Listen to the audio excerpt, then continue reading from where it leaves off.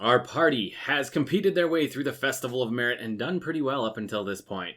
That leads us to the Emerald Grotto, and today we're going to be prepping for that, so let's dig in. Our party in this next session is ready to dive into the Emerald Grotto. So, first thing we're going to do in our session prep is review our characters, of course, because this is all about the characters and the players. So, we've got Chosen, our bugbear barbarian, ex-pirate, whose ship sunk, and he is the only survivor. He's best friends with Jimmy. We've got Dimitri, our gnome fighter, who's passionate about everything and quick to make friends and enemies. Iris, our halfling warlock, Luxembourg, but brainwashed by parents to worship the Moon Weaver. At least that's what she thinks. And then we've got Jimmy, the sea elf druid, who is your friendly neighborhood Boy Scout. After we've reviewed our characters, we go ahead and prep for a strong start. We're going to pick up right where the last session ended, which was with the riddles and rhymes. And so we're going to meet together. We're going to start hearing drums beating in the background, which is a call to everyone that they need to go and meet at the Paddock. So everyone is going to head that general direction. Pequena is going to kind of give them the clue that they need to head in that direction.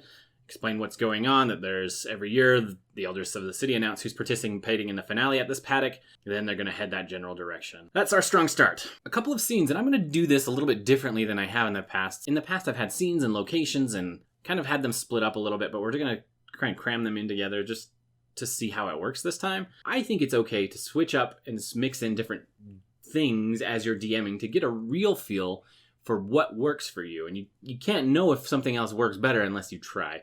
And if it fails, it's only one session. It's not that big a deal. So I'm going to switch things up a little bit, and I'm okay with it, and I'm comfortable with that. The first thing we're going to do is, as the party and Pequena are headed to this paddock, Iris is going to have her first real vision from her patron, which, if you remember, is actually the Elixian Aboleth, which is in Kael'Maro, who is pretending to be the Moonweaver. And the patron is going to give her a premonition of what's going to happen in the Emerald Grotto. What we're going to do is we're going to have this silvery wisp come from out of Iris.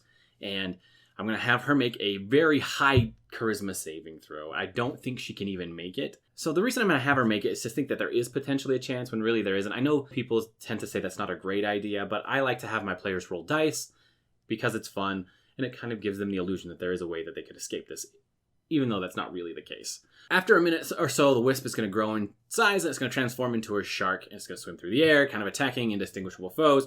Then we're going to have it thrash about. Suddenly, as it dies, it's going to smack into the wall. There's going to be a landslide, and then you're going to see some glowing light from the cave where the Jewel of the Three Prayers is. And then I'm going to have the silvery wisp kind of transform into a little arrow saying, you should go here when this happens. To prevent main character syndrome, I'm on the fence about whether or not I want to have other people in the party see this vision or not. So once we're done with that and the silvery images dissipate, we're going to have them finish their journey to the paddock. And when they get there, we'll kind of describe the scene a little bit. I've written out a little bit more just because I tend to get caught up in the moment occasionally. So if I have a chunk of text that I can glance at, that helps for me to slow down a little bit and get my players more immersed in the experience rather than just like in the events. So we're going to have them see the elders. They'll see the two individuals who are bandaged from the shark attack at the Eiffelon Plunge.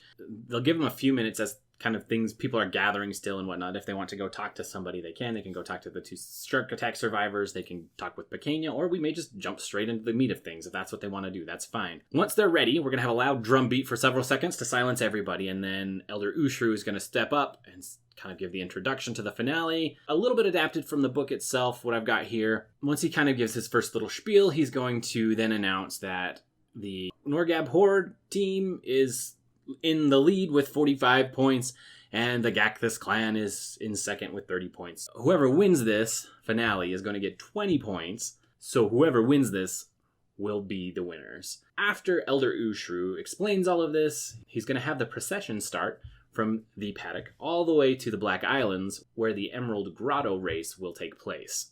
During the journey to the Black Islands, I want to have some interactions with the rival party.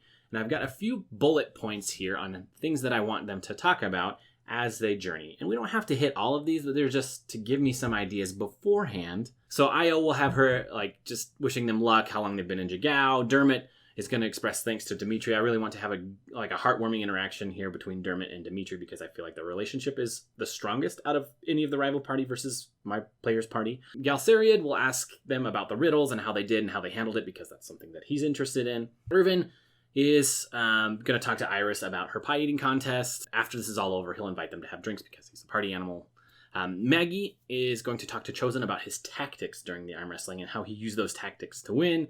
Kind of talk to Chosen about tactics. I expect that not to go super great because Chosen is he's not like a tactician per se. He's more just like the brute strength. So we'll see how that interaction goes.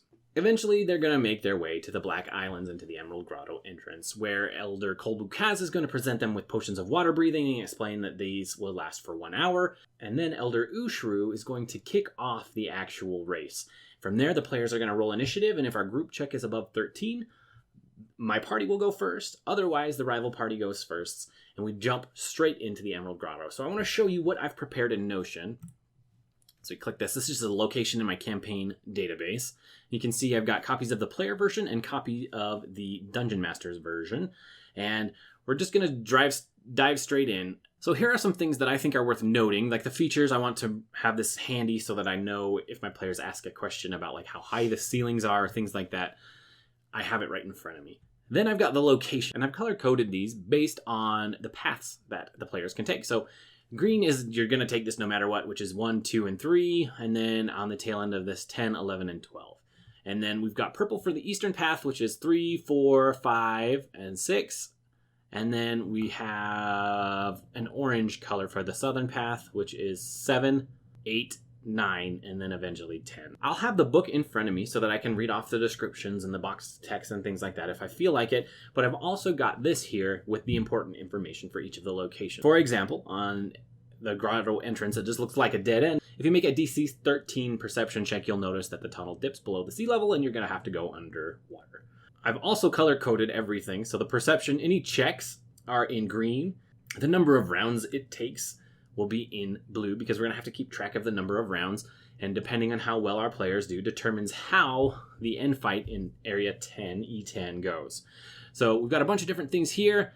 There are some treasure as well, and I've color-coded the treasure yellow or gold as they go throughout the area. So you can see for each of the locations, we just have very important high-level things in each of these so that I can have something quick reference for each of them, whether they fight monsters, whether they need to make ability checks or saving throws, or how many rounds it's going to take. This is all here and easy for me to find and to locate. Easier and more logical in my brain than the book. I've also color coordinated the monsters and have links to the D&D Beyond stat blocks for each of them so they could potentially face quippers, a swarm of quippers, a giant octopus, and eventually they will be facing, a giant shark. Once they get to the tail end of this area E10 and they fight off the shark, I've got notes for how they did. So if the players got to here in 10 rounds or fewer, then they don't show up until after. The rivals won't show up until after the shark is dealt with. 11 to 15 rounds, then the rivals enter on the third round of combat. 16 or more rounds, then we've got the rivals already fighting the shark with 75 hit points left. We've got the AC and hit points for the rope if they just want to attack that. Here's where we've run into the very first big problem, in my opinion, of the book. And that is there is not a lot of motivation for the players to go from E10 to E12 and retrieve the Jewel of Three Prayers. In fact, there's a lot of motivation for the players not to go that direction. Once they have the emerald, the motivation really is to go back and win the race. So I'm hoping with my patron interaction with Iris, that'll be enough for my players to want to go explore this area. And if that's not the case, I may just have a rock slide or something like that block off the entrance they came from to help provide more motivation. If I have to do that, there is a hole in the ceiling in E12 I think it describes, and if not, I'm adding one in, where they can escape from there and go around the back and present the emerald to win the race.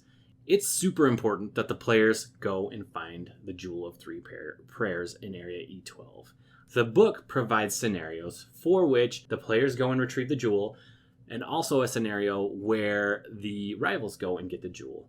I don't want my players to feel like they're in the back seat. I want them to feel like they are going forward and they are the main characters in the story.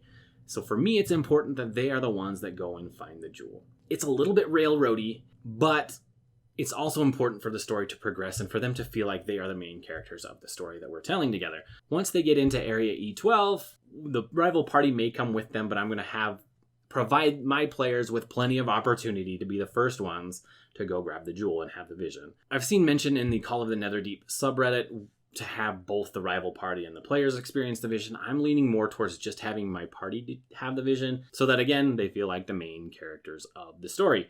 And then the next day, I'm planning on having Io and some of the rival party kind of grill the players about what happened because they can overhear the voices. It's kind of muffled, as the book describes it. So once they're done with that, they can make their way back through the Emerald Grotto, or they can climb up over top through the hole in the ceiling in E12 and head back to the Elders of Jigao and hopefully present the winners. If not, then when they're having the vision, maybe the rival party will go back, and that's fine. I think that's pretty much the gist of what I've got going here. And again, I will have a link for my Notion notebook in the description below if you want to check this out into more detail and spend a little bit more time on it. So whoever retrieves the Emerald Eye and presents it to the Elders is going to be declared the winner of the Festival of Merit. They're presented with 100 gold pieces. The winning Elder is presented with the headdress. They're offered one favor from the Elders, and then they get a night's stay at the Unbroken Tusk Inn. After much of the celebration has died down, there's a slender, disheveled drow that approaches Dimitri and says, "Congratulations on your win. I'm not sure if you remember me, but about a week ago you stopped me from taking tips at the Blushing Bear Tavern. You knocked out one of my teeth and left me unconscious, and since then I've been doing a lot of thinking and want to be better. Anyway, I just wanted to say thanks for knocking some sense into me." So I'm providing this as an interaction with Dimitri. There's not a lot to Dimitri's backstory right now, which is totally okay and fine, but it helps give Dimitri a few minutes of focus in the story. From there, we're going to have them go to sleep, and where they will reach level 4, and they can do all their fun level up stuff, and then we're going to end our sessions. Next is the secrets and clues, and I've kind of pared this down quite a bit. I want to try this as well. This is just a newer approach. Because in the visions, they talk about Sihanine and they talk about the Changebringer, I've got a couple of those right here just off the cuff in case I need them and the party asks about them. We've got our NPCs, where we've got Pekanyan and the Jigao Elders and the rival party, and I've got links to their Notion pages in each of these if I need them. Monsters.